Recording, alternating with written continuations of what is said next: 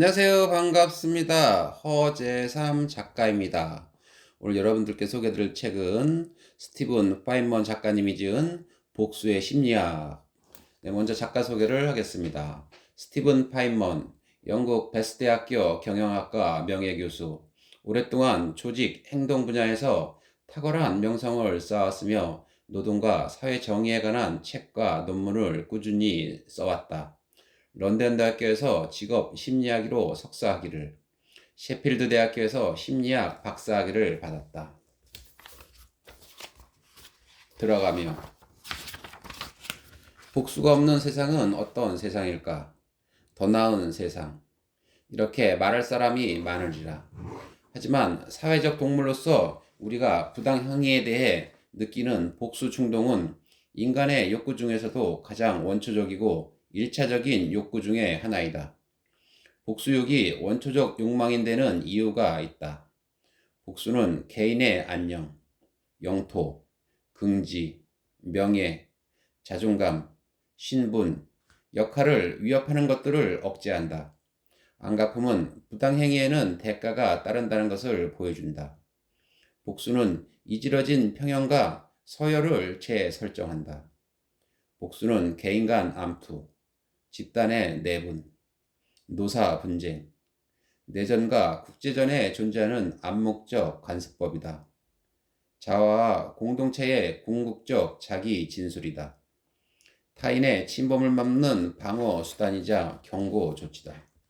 날 것 그대로의 정의다. 따라서 우리는 모두 잠재적 복수자다. 다만 우리의 머리는 다른 말을 한다. 우리는 개인 차원의 복수는 억제해야 하며 정부 당국, 다시 말해 공권력에 위임해야 한다고 배운다. 우리 사회에는 복수를 제한하기 위한, 그래서 통제불능의 복수 활극 사태를 막기 위한 사법제도가 존재한다. 종교도 여기에 논쟁적 목소리를 보탠다. 아브라함의 종교의 핵심 문헌들은 누구든지 내 오른뺨을 때리거든 왼뺨도 내주어라. 이러한 경구들을 통해 사랑과 긍휼과 관대함과 용서가 승리하는 세상을 제시한다. 그런 세상에서는 복수가 수면 위로 부상할 여지가 거의 없다. 하지만 종교 권력의 잣대는 매우 가시적으로 줄었다 늘었다 한다. 주는 측 또는 받는 측의 소용에 따라 자주 휘어지고 일그러진다. 회의론자들은 반대쪽 뺨까지 내주는 건 그저 한 대 더 때리라는 도발에 지나지 않으며 의로운 복수와 주의 뜻이야말로 종교 어휘 목록에서 가장 가변적이고 유동적인 구호라고 말한다. 인류 역사에서 가장 피비린내 났던 복수 행위의 상당수가 이런 말들로 정당화됐다. 복수는 우리의 마음을 사로잡는다. 오래전부터 복수는 소설가와 극작가와 영화감독의 뮤즈이고 철학자와 사회과학자의 탐구 대상이다. 복수에 내재한 파괴 가능성은 복수를 정부의 주요 관심사로 만든다. 복수는 즉각적 반응일 수도 있지만 사전에 계획된 것일 수도 있다. 복수는 차게 대접해야 제맛인 요리다. 복수는 인간 창의의 최고와 최악을 동력으로 한다. 하지만 복수를 냉정한 눈으로 바라본다면 어떠한가? 복수를 통해 인간 조건에 대한 어떤 성찰이 가능할까? 복수에는 비난이 따르지만 정말 항상 비난받아 마땅한 것일까? 좋은 복수와 나쁜 복수 사이에 결정적 전환점이 존재할까? 생각해보라. 우리가 항상 복수를 비난하는 것은 아니다. 우리는 규칙을 어겨서라도 잘못을 바로잡는 복수자에게 때로 신나게 응원의 박수를 보낸다. 또한 우리는 정당화된 복수를 명분 삼아 전쟁을 한다. 이 책에서 나는 복수가 항상 우리가 생각하는 것처럼 낯선 괴물은 아니며 나아가 여러 면에서 우리는 복수 없이 살 수 없다는 것을 말하고자 한다. 물론 다른 면도 있다. 복수가 점점 복잡하고 위험한 양상들로 분화하면서 한층 주체하기 어려운 것이 되었다. 그럼 우리 앞에는 어떤 선택이 있을까? 글을 쓰면서 하나의 주제에 몰두하다 보면 세상이 내가 조사하는 사례들로 포화 상태에 있는 것처럼 보인다. 사례가 사방에서 튀어나온다. 복수의 사례도 예외는 아니다. 일간지를 훑을 때도, 뉴스를 볼 때도, 소설을 읽을 때도, 친구의 하소연을 들을 때도 거기에는 어떤 형태로든 복수가 등장한다. 세상에는 보복 없는 사회 따위는 없다는 증거로 넘쳐난다. 제1장 복수의 뿌리. 2장 신의 심판. 복수에 관한 훈계는 세계 대종교의 전매 특허였다. 대종교의 교리는 대체로 복수를 규탄한다. 보편적 메시지는 이렇다. 세상은 모욕과 고통과 비탄으로 가득하고 이것이 인간 실존의 현실이다. 그러나 개인의 복수는 상황을 악화시킬 뿐이다. 정의는 무한경쟁 난투극이 아니다. 복수가 정당화될 수 없다는 말은 아니다. 다만 그것은 신과 신의 대리인들의 결정에 따른 것이어야 한다. 신의 복수는 항상 순수한 동기로 이루어진다. 인간의 복수는 그렇지 않다. 하지만 이 메시지가 제시되는 방식은 종교에 따라 다르다. 탈무드를 쓴 유대교 율법학자들은 개인적 복수의 부정적 측면에 초점을 둔다. 탈무드에는 모세 오경과 유대인의 구전을 망라한 유대교 율법의 원천이다. 탈무드는 원한과 분노와 양심의 파괴력을 경고하고 부당한 대우를 받았지만 분풀이의 유혹을 이겨낸 사람들을 칭찬한다. 랍비 시메온 벤 라키스에 따르면 분노는 현자에게서 지혜를 박탈하고 선지자에게서 예지를 앗아간다. 레위기에서 하느님은 모세에게 원수를 갚지 말며 동포를 원망하지 말며 이웃 사랑하기를 내 몸과 같이 하라. 나는 여호와니라 라고 했다. 하지만 여호와의 전능함에 도전하고 여호와의 민족을 잘못 인도하는 이들은 용서받지 못한다. 민수기에서 신은 이스라엘 민족을 향하여 그들을 우상숭배로 탈선하게 만든 이교도 미디안 종족에게 복수할 것을 촉구한다. 신명기에서는 하느님의 노여움이 보다 명백히 드러난다. 보복하고 안 갚음할 그날까지, 그들의 비틀거림을 칠 때까지, 이제 그들이 망할 날이 오고야 말았다. 예정되었던 일이 닥쳐왔다. 유대교의 보복 금지 규정이 모든 경우에 적용될까? 이에 대해서는 유대교 현자들 사이에서도 의견이 갈린다. 예를 들어 탈무드는 돈을 빌려주기를 거부한 사람에게 보복하는 것은 금하지만 감정적 고통을 야기한 사람에 대해서는 명확한 말이 없다. 복수가 순전히 이타심에서 가해자를 교화하기 위해 나온 행동일 때는 관용이 따른다. 그러나 의도의 순수성은 실증이 어려운 애매한 개념이다. 일상의 정의에 대해서는 출애굽기의 관련법의 개요가 전환한데 법조항의 상당수가 높은 수준의 인도주의와 공정성을 보여준다. 법의 대상도 광범위하다.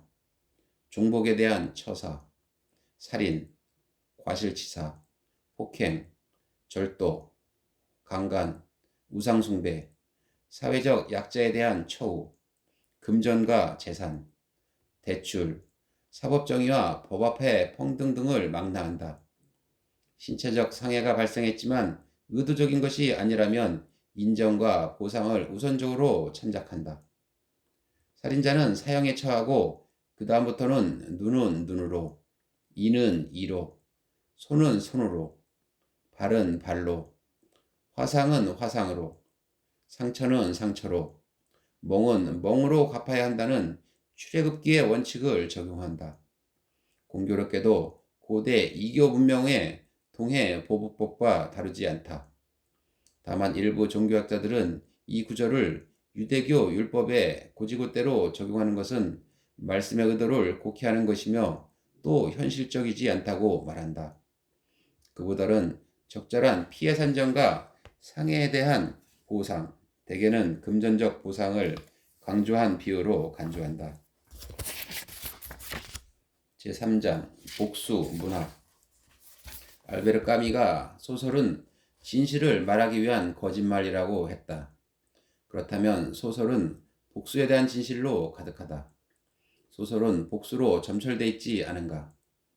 소설은 복수가 인간의 상상력에 행사하는 원초적 지배력을 여실히 보여준다. 우리는 고통과 불행과 악의 이야기라면 사족을 못 쓴다. 영웅적 주인공은 독자의 상상 속 자기 자신이 된다. 부정행위자를 처절하게 응징할 때 우리는 전율을 느낀다. 그뿐 아니다. 잘 빚어진 이야기일 때에 한해서지만 우리는 다양한 입장에 감정이입한다. 스스로 피해자가 되기도 하고 가해자가 되기도 하며 중립적 방관자가 되기도 한다. 복수는 수세기 동안 로맨스 소설과 범죄 소설의 주제로였다. 문학에 복수가 처음 등장한 때는 언제일까?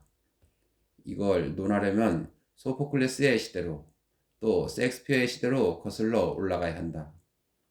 약 2000년 전 로마의 철학자이자 정치가이자 극작가였던 세네카가 복수에 대한 혐오를 담은 그리스 신화를 여러 번 희곡으로 각색했다. 그가 만들어낸 캐릭터 상당수는 소름 끼치는 복수자였다. 대표적인 캐릭터가 티에스테스와 아트레우스다. 아트레우스는 쌍둥이 형제 티에스테스와 미케네의 왕위를 놓고 치열하게 경쟁한다. 굴욕상쟁의 과정에서 티에스테는 아트레우스의 아내를 유혹하고 복수심에 불탄 아트레우스는 티에스테의 아들들을 죽여 그 살로 요리를 만들고 그것을 잔치 음식으로 속여 티에스테에게 먹인다. 연극이 끝날 때까지 아트레우스는 자신의 패악에 대한 처벌을 용케 빠져나간다. 하지만 그것이 끝은 아니다. 티에스테스도 복수를 맹세한다. 세네카 본인의 파란만장한 이력도 그의 저작에 적지 않은 영향을 미쳤다. 세네카는 네로 황제를 보좌했고 네로의 방탕함과 범죄에서 막대한 이익을 누렸다. 시간이 흐르면서 세네카는 네로의 폭정에 부역하는 자신을 부끄럽게 여겼지만 두려움 때문에 내색하지 못했다.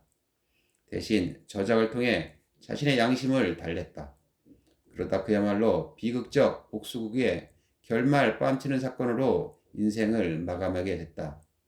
황제 암살 음모에 가담했다는 고발로 네로에게 자살을 명받은 것이다.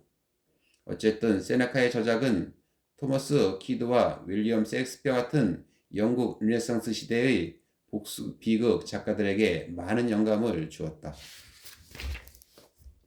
복수 비극이 비극인 이유는 마지막에 의로운 복수자가 죽고 그 과정에서 무고한 주변인들까지 희생되는 경우가 많기 때문이다. 복수 비극의 주인공은 공적 복수 대리인에게 단죄할 힘이 없거나 처벌할 의지가 없는 극악무도한 범죄에 직면한다. 그는 정의를 갈망하고 급기야 스스로 문제 해결에 나서다가 비극적 파국을 맞는다. 13세기 아이슬란드의 영웅 설화인 �얄 사거와 볼순가 사거가 이 주제를 멋들어지게 그린다. 알다시피 톨킨의 반지의 제왕은 북구 영웅 설화에서 영감을 받았다.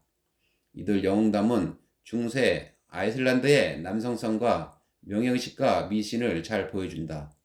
이 전통을 지키기 위해 가문들은 대를 이어 피해 복수를 반복한다. 제4장 눈에는 눈.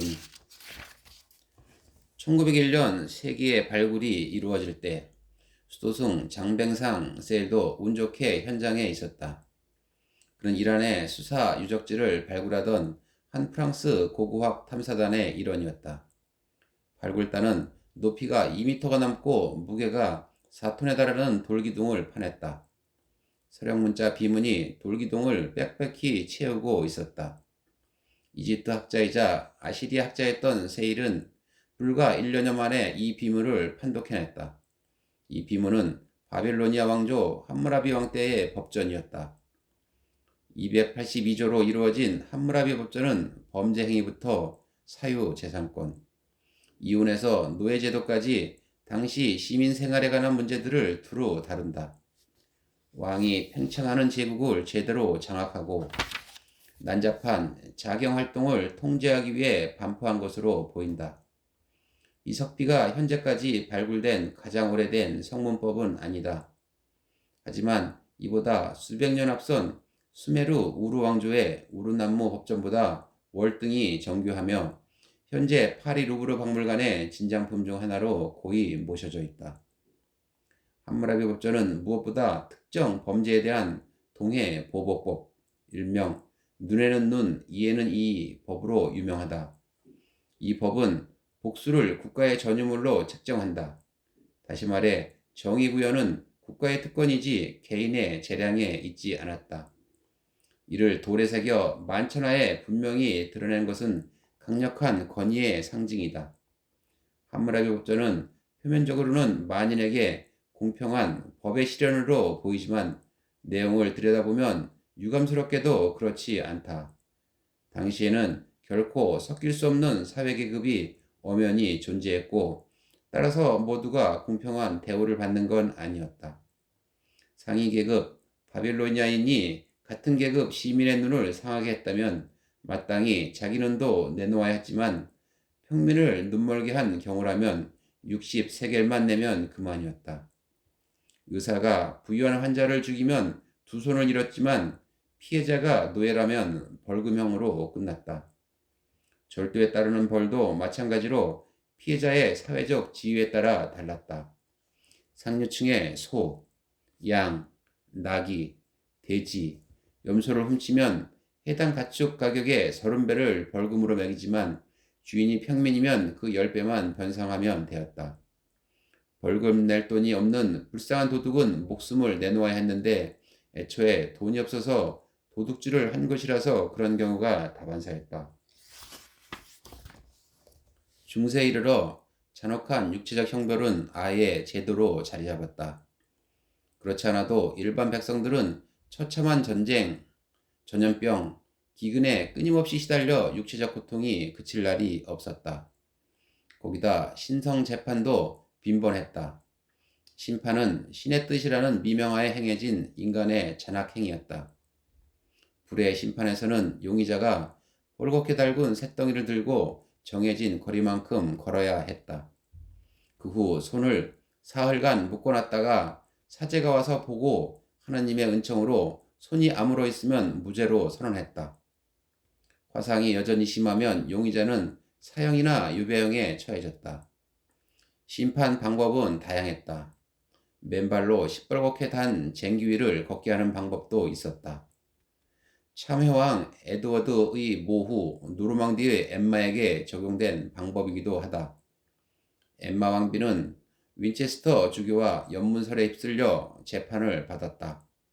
전설에 의하면 재판 전날 엠마에게 성스웨들이 환영이 나타나 처벌을 받지 않을 거라고 말했다. 예언은 들어맞았다. 엠마는 뻘건 쟁기 위를 신음 한 번 없이 성큼성큼 걸었고 발에도 아무런 부상을 입지 않았다. 그녀는 보상으로 혐의를 벗고 복이 되었다. 물의 심판도 종류가 다양했다. 대표적인 방법은 용의자가 물이 펄펄 끓는 가마솥에 팔을 넣는 것이었다.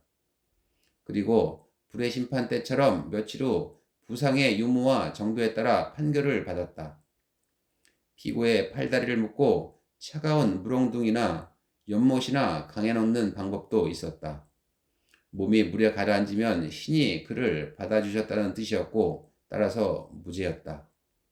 하지만 몸이 뜨면 그건 신의 거부였고 피고는 처벌 대상이었다. 눈, 사지, 성기를 잘라내는 벌도 흔했다. 신성재판의 명분이 신의 뜻을 시험하는 것이었기 때문에 교회가 그 관리와 집행에 깊이 주도적으로 관여했다. 당시의 설명서를 보면 절차가 쓸데없이 꼼꼼했다는 것을 알 수 있다. 네, 오늘 저는 여기까지 소개를 해드리고요. 다음 시간에 새로운 책으로 다시 찾아뵙도록 하겠습니다. 네, 감사합니다.